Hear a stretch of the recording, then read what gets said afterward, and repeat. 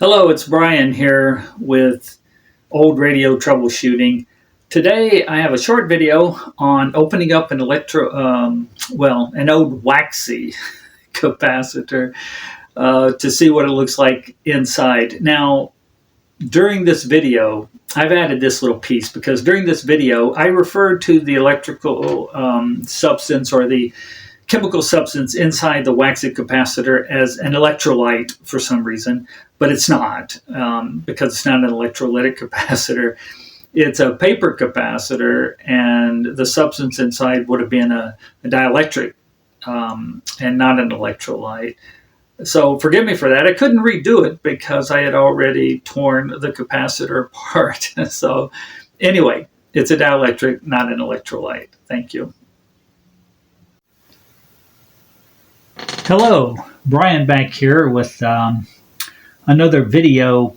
During the last couple of videos where we were troubleshooting the GE tube radio and then the Zenith tube radio, a few capacitors came out of those machines, and I thought it might be interesting to open them up if possible and see what the inside looks like.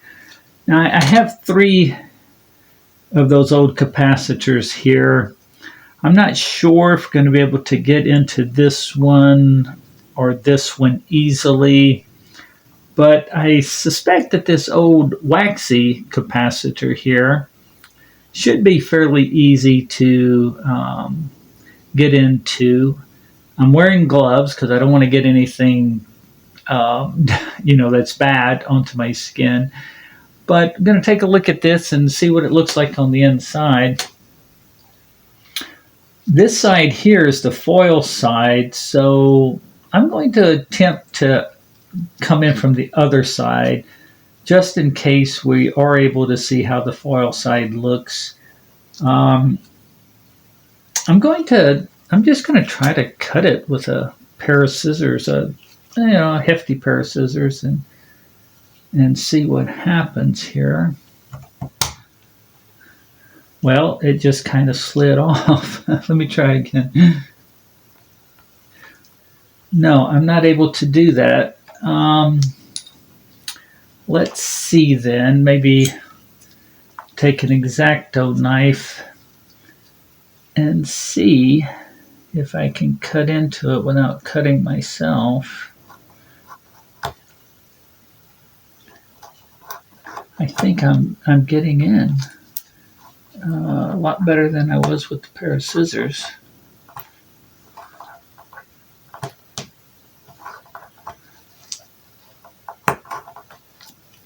All right, now let me see if I can peel that back a bit.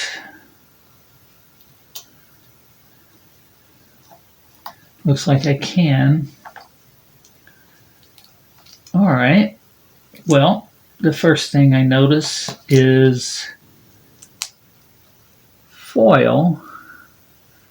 Hopefully you can see that. Let me see if I can peel it back a bit further.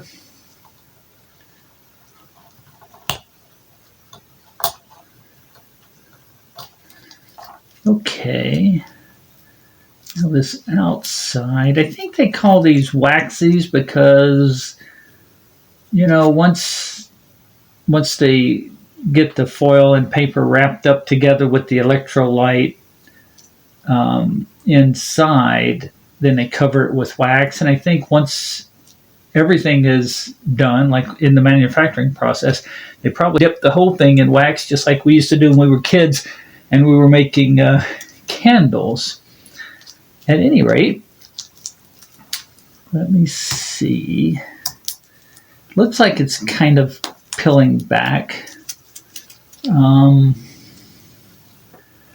Let's see if we can do this.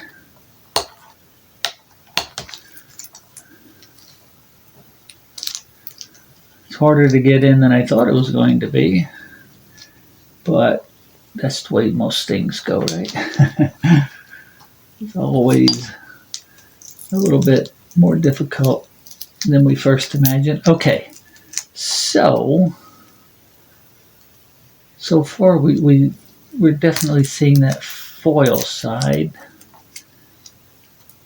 I mean, not the foil side, okay, this is the foil side that I just popped off. And it looks like the end was all covered in the foil, and then I kind of broke it right off. So that's what the inside of that side looks like. Okay, and then the other side. So what do we have here? We have foil and I guess paper that's wrapped again, and it's like one big roll, just like a roll of a aluminum foil or something. So you got the paper, some kind of thin paper product there, along with the foil. I don't know if that's aluminum foil or tin foil. And then there's some kind of sticky substance, which I guess might be an electrolytic type compound. So you see how it's just unrolling here.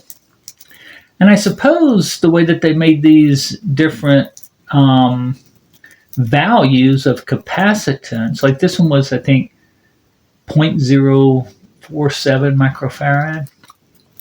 So I suppose they had some kind of a formula or some method to see. Look how long that is. Some method to see that, given these substances with the particular electrolyte they were using, and, you wrap it up a certain amount of times, and you end up with a certain capacitance. Well, am I going to find a dollar bill down in the very center, or maybe a piece of gold, or nothing? Yeah, there's nothing there. And that's it. So it's this kind of thin paper and foil with some substance on it as an electrolyte, and then it's just rolled and rolled and rolled and rolled. And that's how you get that kind of capacitor. Well, I think I'm going to leave those other two for another day and clean this up. Thanks so much for spending a little bit of time here with me looking at the inside of an old Waxie capacitor. I'll see you on the next video.